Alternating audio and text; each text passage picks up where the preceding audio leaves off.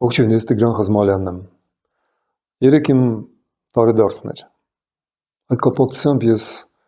տեսագրեցի մի կարճ մեկ րոպեանոց նյութ, որտեղ ներկայացրեցի իմ կենսագրությունը։ Այսօր օգտվելով առիթից ուզում եմ մի փոքր ավելի երկար եւ ընդարձակ խոսեմ ոչ իմ մասին, որովհետև ինքնագովազդը ոչ ոքի չի հետաքրքրում։ Ես փորձեմ խոստովանություն անել, որովհետև եթե ես հավակնում եմ ներկայացնելու մարդկանց ազգային ժողովում,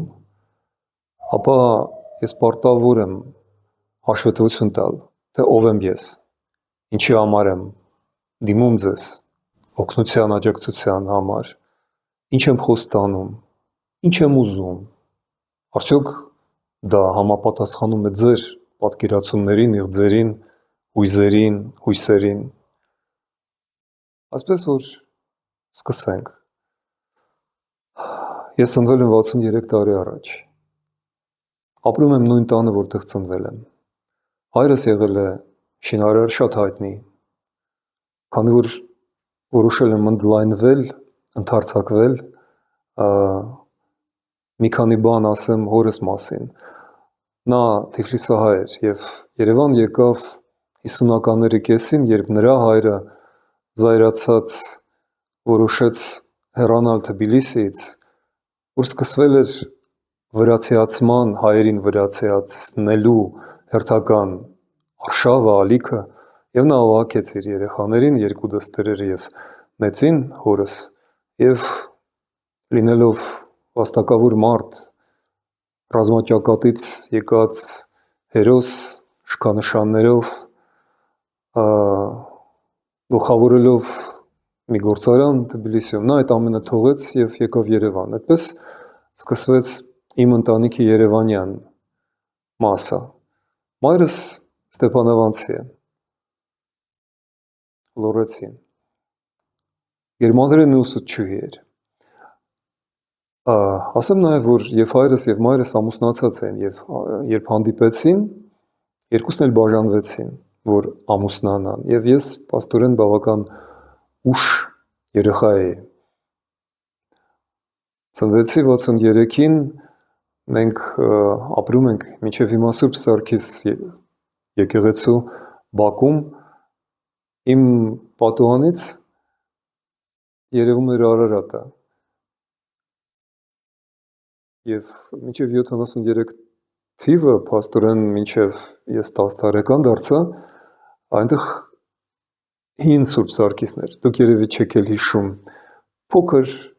բավական գորշ եկեղեցի էր և զանգը թիթեղյա հնչյուն ուներ։ Հետո որ Ռաֆո Իսրայելյանի հանճարեղ միտքը բերեց նրան, որ նա սկսեց Վազգենի վեհափառի պատվերով վերանորոգել եկեղեցին, իմիջիալուց դա առաջին ու միակ դեպքն էր Սովետական Միությունում, երբ կառուցվեց նոր եկեղեցի վերանորոգման քովի տակ։ Նոր Սուրբ Սարգիսը կառուցվում էր հենց հնի վրա, հետո հինը քանդվեց և դուրս բերվեց։ Այսպես խաբեցին Սովետական Միությանը և կառուցեցին նոր տաճար, հիասքանչ այսօրվա, բայց նա փակեց ինձ համար Արարատի տեսարանը։ Ես առաջին անգամ 10 տարեկանում մտածեցի, որ մեր եկեղեցիների գմբեթները նմանվում են Արարատի երկու գագաթներին, ու երկար ժամանակ այդպես էլ ապրում էի, մտածելով, որ եկեղեցու գմբեթները Մասիսի ու Սիսի գագաթներն են։ Արդեն ավելի ուշ ես իմացա, որ իրականում դա այդպես չէ, թեև մասամբ ես ճիշտ էի։ Մեր եկեղեցիները և ցանկացած եկեղեցիների քրիստոնեական գմբեթներ իսկապես լեռան նմանություն ունեն, բայց ոչ Արարատի, այլ Գողգոթի։ Բայց ըստ երևույթին Արարատը, որը դեռ Քրիստոսից դարեր առաջ հանդիսանում էր մեր երկրի խորհրդանիշը, չէ՞ որ մենք իրականում արարատյան թագավորություն ենք, մեծագույն տպավորություն թողեց մեր ճարտարապետության եւ եկեղեցաշինության վրա, այդպես որ կարծում եմ ես այդքան էլ չէի սխալվում։ Էլ ինչ կար իմ մանկության օրերին։ Մեր բակում սկզբից բառակներ էին, որտեղ ապրում էին գերի գերմանացիները, ովքեր սկսեցին կառուցել այդ շենքը, բայց երբ որ ես ծնվեցի, նրանք արդեն չկային եւ այնտեղ այդ բառակներում ապրելու բերեցին կոնդից դուրս հանված կոնդի բնակիչներին ու ես իմ երրորդ հարկից 3, 4, 5 տարեկան հասակում հետաքրքրությամբ եւ վախով նայում է այդ տարօրինակ կյանքին, որտեղ գողերն էին, մարմնավաճառները, հուշբազները, գվարդիականները եւ այդ կոնդը, որը փորձում են ոչնչացնել եւ բերեցին մի մասը մեր բակ, իմ աչքի առաջ էր։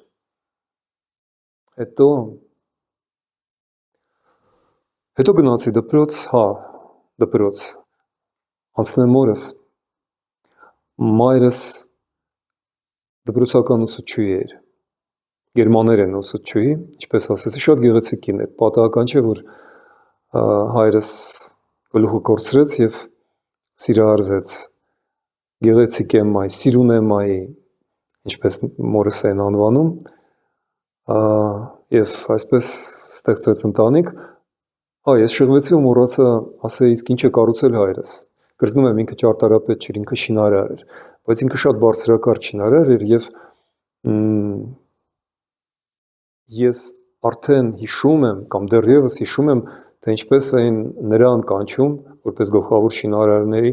որպես գլխավոր շինարարի այնպիսի վարպետներ,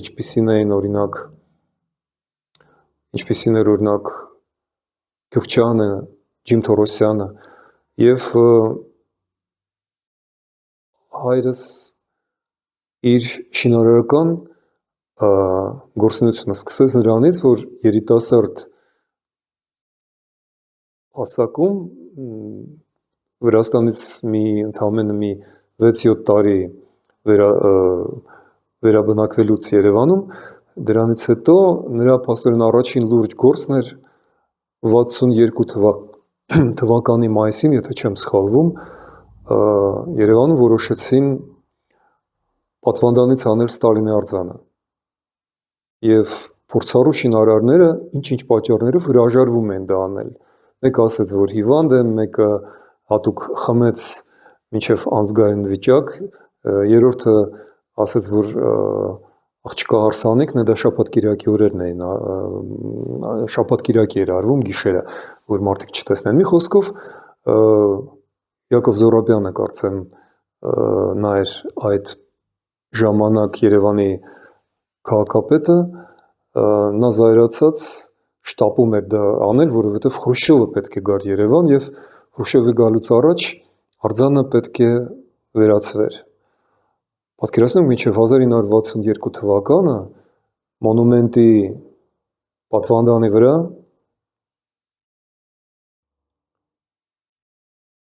Երևանին եւ Արարատին նայում էր Իոսիֆ Ստալինը, մեր ազգի դահիճը, գրեթե բոլոր ազգերի դահիճը, գեներալիսիմուս Ստալինը։ Եվ այսպես հայրս երևի անփորձությունից, երիտասարդական ինչ-որ պարասիրությունից դրդված ասեց, ես դա կանեմ։ Եվ գլխավորեց այդ կիսագաղտնի գործողությունը, որտեղ մասնակցում էր մի տանկ, քանակերից բերած մի քանի զինվորներ, մի քանի տասնյակ բանվորներ, փորձում էին անել դա մթության մեջ, որ ոչ ոք չտեսնի, հետո պրոժեկտորներ միացրեցին, ինչևէ, կարևոր էր, որ երկրորդ փորձից դահիճի արձանը փլուզվեց, եւ դա իմ հոր առաջին լուրջ շինարարական աշխատանքն էր։ Իսկ որպես բուն շինարար, ոչ որպես արձանքանդող, նա աչքի ընկավ, երբ գլխավորել էր Կինո Մոսկվայի ամառային դահլիճի կառուցումը, բոլորի սիրված Պապլավոկ իրականում Առագաստ սրճարանը եւ դրա կողքի լիճը, դա էլ է նրա գործը։ Իմջալուց կինո Մոսկվայի ամառային դահլիճը նա համարում էր գլուխգործոց եւ հիմա տեսնում եմ, որ ճարտարապետները նույնն են պնդում։ Նա գլխավորեց մոնումենտի կոթողի, ոչ թե մոնումենտ, այլ օբելիսկ կոչվող այդ կոթողի կառուցումը, որը ֆորմալ ձևով նվիրված էր Հայաստանի սովետականացման 50-ամյակին, բայց իրականում կրկնեմ դա 1967 թվականներ, մեծ հեղափոխության, այսպես կոչված 50-ամյակներ, բայց իրականում Ջիմ Թորոսյանը դա կառուցում էր այլ նպատակով եւ այդ մասին գիտեին ընդամենը մի քանի հոգի, քաղաքապետը Անտոն Քուչինյանը, որը ղեկավարում էր Կոմկուսը, բնականաբար հեղինակը Ջիմ Թորոսյանը եւ հայրս որպես գլխավոր շինարար։ Նրանք դա անում էին հաջորդ տարի 1968-ին նշվող Էրեբունի Երևանի 2750-ամյակի նվիրված եւ այդ կոթողի այդ սյան վրա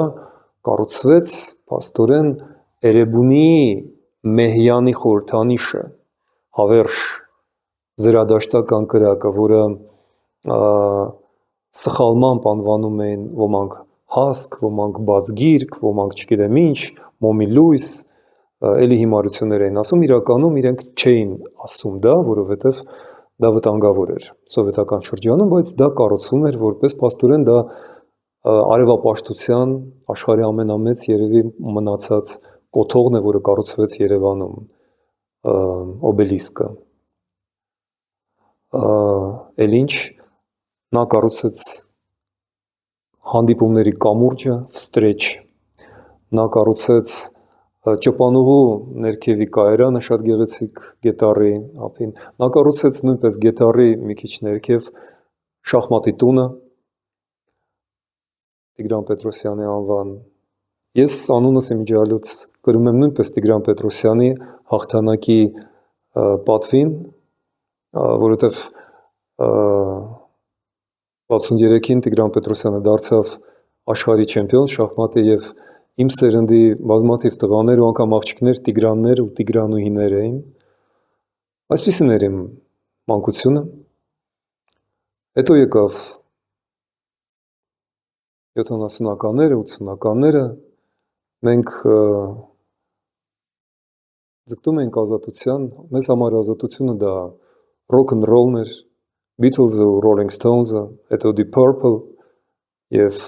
Pink Floyd։ Մենք սիրում ենք ֆրանսիական կինո, ամերիկյան գրականություն, ֆուտբոլ, նորմալ սովետական պատանիներ ենք։ Ես ընդունվեցի համալսարան, ավարտեցի, ամուսնացա, պաշտպանեցի թեկնածուականս, հետո եկավ 88 թվականը եւ մենք մեկ շաբաթ ապրում ենք համազգային երջանկության, համերաշխության, եղբայրության մեջ։ Սկսվեց ազգային ազատագրական պայքարի Արցախյան շրջանը, Արցախյան շարժումը։ Ես համալսարանի դասախոս էի, երիտասարդ եւ տանում էի ուսանողներիս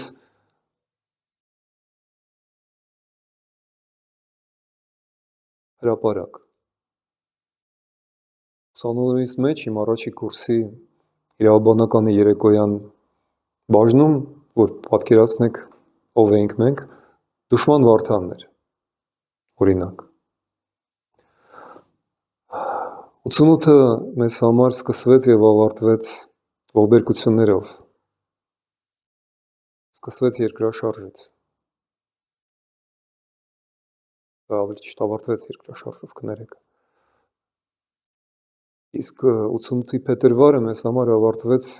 փետրվարի վերջին օրվա Սումգայիթի ողբերգությամբ, սպանդով, Եվ այդ պահին ես ֆիզիկապես զգացի ինչ է նշանակում հայ լինելը։ Հայ լինել նշանակում է պատկանելություն մի ազգի, ում սպանում են միայն այդ պատճառով։ Սումգայիթում հայերին սպանում են միայն այն պատճառով, որ նրանք հայ են։ Եվ ես այդ պահին զգացի հազարամյակների քաշը, ծանրությունը, բեռը։ Ինչ է նշանակում հայ լինելը։ Դա առաքելություն է, դա պատասխանատվություն է, դա այն խաչն է, որը մենք տանում ենք։ Ես խոստովանում եմ, որ հայ ինձ դարձրեց 88 թիվը, որը սկսվեց ազգային ազատագրական պորտկումով և ավարտվեց դեկտեմբերյան երկրաշարժով։ Այդ տարվա մեջ կուտակվեց մեր պատմության, մեր ճակատագրի ազգային ողջ ցավը, փառքը, բերկրանքը, ողբերգությունը։ Ի թիվ այլ բաների ես որոշեցի, որ չեմ կարողանա ապրել այն կյանքով, որ արդեն կարծես թե հունի մեջ էր։ Ես համալսարան դասախոս էի, գիտությամբ էի զբաղվում, արդեն 2 երեխա ունեի, բայց 90 թվին զգալով, որ աշխարհը փոխվում է, որ Սովետական միությունը, որում մենք ապրում ենք, փլուզվում է, ես որոշեցի փոխել մասնագիտությունս և գնացի սովորելու Մոսկվա կինոռեժիսուրայի և սցենարիստների բարձրագույն կուրսեր։ Ընդունվեցի 65 հոգի մեկտեղի համար մեծ մրցակցության այդ պայմաններում ընդունվեցի։ Երկամյա կուրսեր էին և իմ ավարտական շրջանը համընկավ 91-ի օգոստոսին սկսված փաստորեն բախումներով Արցախում։ Մենք դեռ չգիտենք, որ դա պատերազմ է, բայց ես որոշեցի վերադառնալ, թողեցի Մոսկվան և ընտանիքով եկանք Երևան։ Հետագա 4 տարիները ես կիսեցի Երևանի և Արցախի միջև, աշխատում էի Արցախում, դարձա Գերագույն խորհրդի 2-րդ նախագահ Գեորգի Պետրոսյանի օգնականը։ Ինձ առաջարկեցին լրագրող դառնալ, սկզբից Վեստի, հետո BBC, ես թղթակիցն էի։ Միաժամանակ կտրուկ աշխուժացավ Սփյուռքը և այդ ժամանակվա Սփյուռքի կազմակերպություններից մեկը, կարևոր մի կառույց, Ամերիկայի հայկական համագումարը Armenian Assembly of America, ինձ հրավիրեց որպես քաղաքական վերլուծաբան, պես որ ես բազմաթիվ գործերով էի զբաղված այդ տարիներին, աշխատելով Արցախում։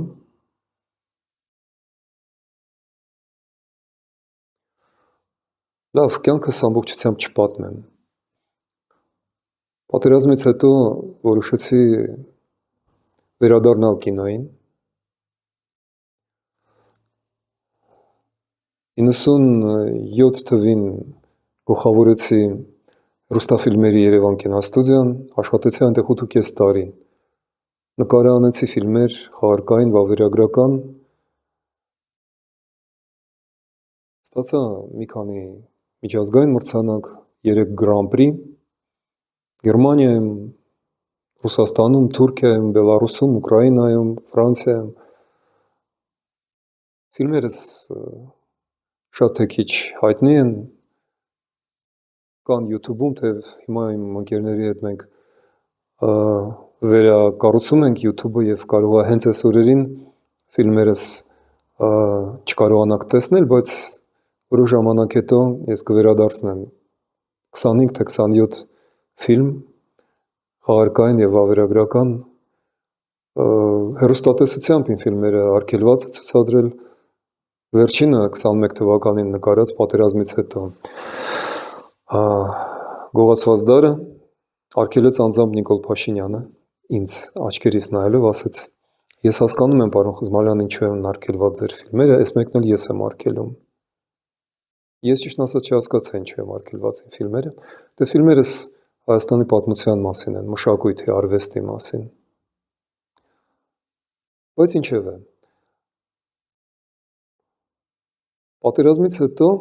ես գնացի պատերազմի 44 օրյա, թեև պատկառելի հասակում էի 57 տարեկան, բայց մնալ չէի կարող տանը, եւ բարեբախտաբար կինս նեցուկ էր ինձ, ասեց. ես գիտեմ, որ դու պետք է գնաս։ Շնորհակալություն նրան դրա համար։ Վերադարձա ողջ առողջ արտաքուստ։ Ներքուստ պատերազմից չեն վերադառնում, մենք մնացել ենք այնտեղ, բայց այդ մասին ես չեմ ուզում խոսել։ Իմ մղձավանջների, երազների ու բարդույթների մասին դա իմ ներքին աշխարհն է։ Կարևորը այլ բան է, ես հասկացա, որ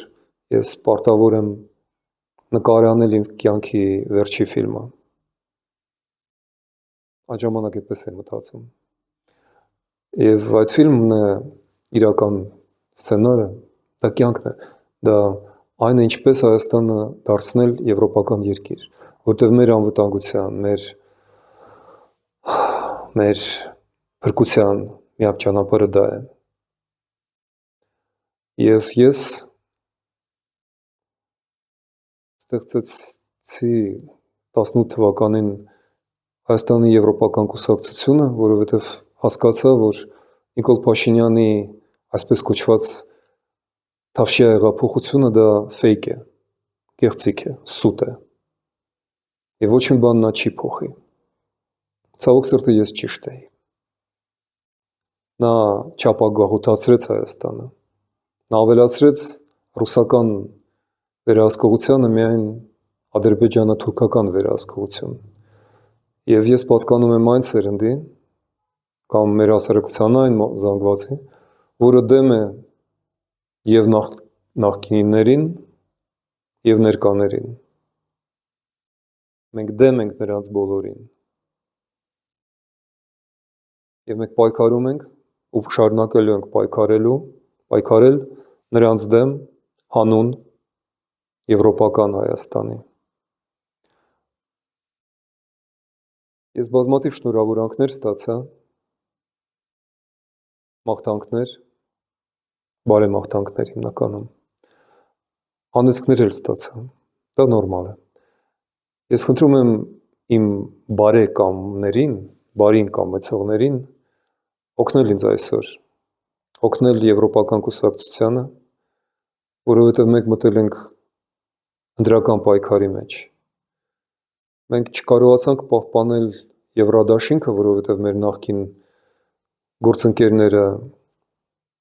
գերադասեցին մնալ հավատարիմ իշխանությանը։